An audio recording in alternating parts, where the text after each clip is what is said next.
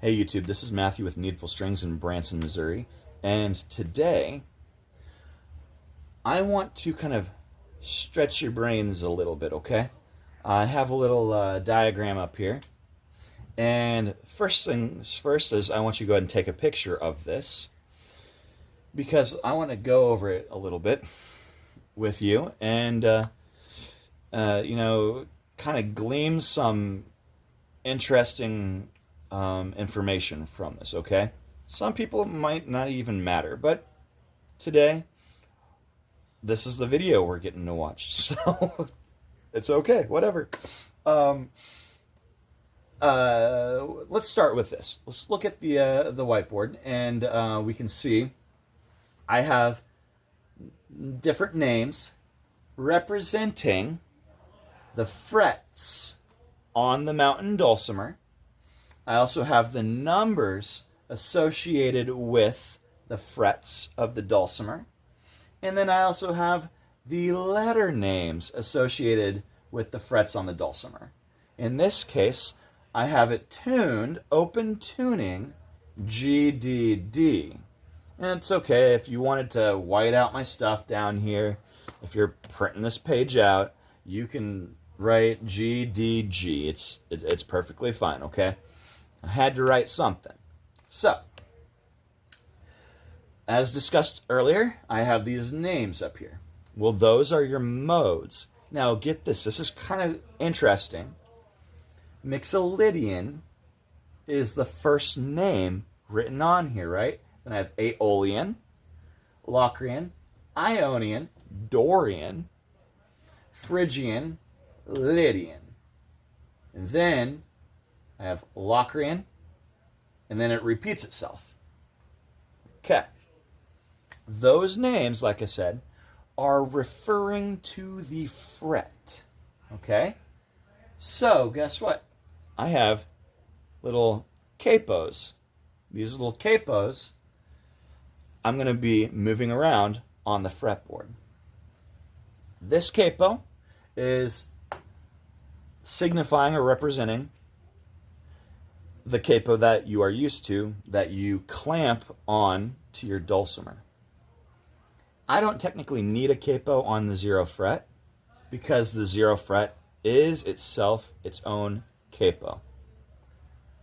If I move this up one, look what I did. I eliminated that 0.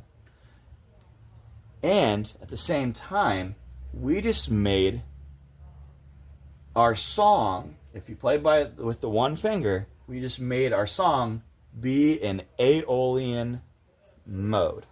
We just made a sad song. We can't use this note, unfortunately, but we can use 1 through 10 and beyond. If I move this up again, we have Locrian. Locrian is the most sinister. I chopped off the fret 1 and the fret 0. Can't use those frets. I can use from 2 to 10 and beyond. So on and so forth. Ionian, same thing. Can't use 2, 1, or 0. Dorian, can't use 3, 2, 1, 0. But each time, I have a different mode based on where the fret and capo line up with each other. Right now, I have it landing in Dorian. Dorian's another type of minor. You have 3 minors, you have 3 majors, and 1 diminished, which you can say that it sounds sinister. Now, what if I wanted to use these notes down here? Okay. Well, if I had it tuned 1, 5, 8, then I could, these notes would actually be on this middle string. Okay? So that's one reason I believe the DAD pattern exists. But, hear me out. Let's not use this capo anymore. Let's use this smaller one. I'm going to put it here first, okay?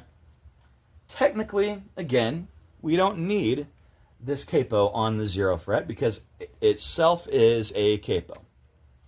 Let's move it up one. I'm in Aeolian mode. I also have an additional note that I can use on the melody string. How cool is that?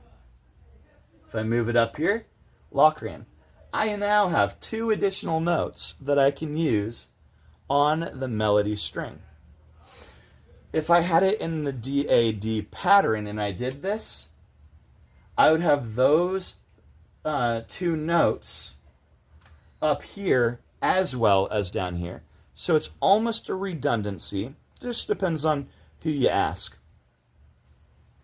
If I move it up again, Ionian mode. That's a happy mode. I can actually play the 2, the 1, and the 0. Dorian, there's that sad mode. I can play 3, 2, 1, and 0. So if I'm in the 1-5-5 pattern, I now have these notes down here, and I do not have them up here. But if I was in the 1-5-8 pattern, yes, I have them down here, and I have the same notes up here. Kind of fascinating, isn't it? So if I only wanted to play a song with one finger, it doesn't really matter which mode, or tuning, I should say. It doesn't matter which tuning that you use, the 1-5-5 pattern or the 1-5-8 pattern. It doesn't really matter. What matters is this little guy. How do you construct that? How do you put that on your fretboard? Well, that's what I've been working on. I've been trying to create my own capo, and I've been successful, but I also figured out how to break it too. So I don't have them in mass quantities right now. In fact, I have a half of one like chilling right here. This isn't the final product at all. It's just a prototype of something gigantic. Anyways, that's basically what I wanted to share with you today, but let's go ahead and talk one more thing. Here is a 6.5 fret. You see how I have Locrian in blue? And then there's my 6.5 fret, and it says F sharp, C sharp, C sharp.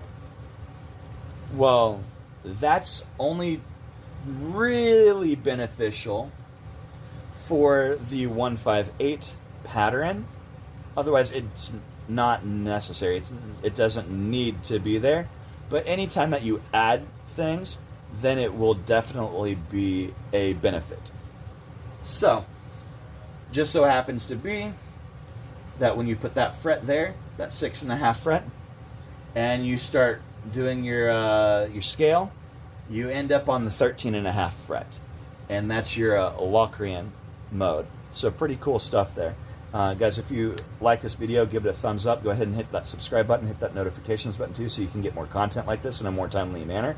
And also, guys, click on my website down below here, or just type that in the search bar. It's www.needfulstringsllc.com, and then my phone number is 417-334-1395.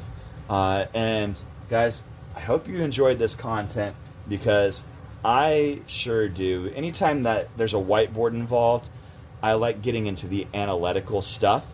Pretty soon, guys, I'll do some music with some sounds as well. It's just I need to get myself in that mode of thinking.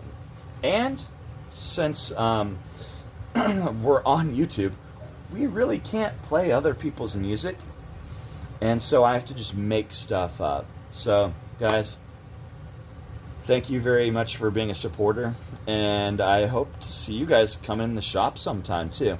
Let's have a fantastic, blessed day, and I'll see you in the next video.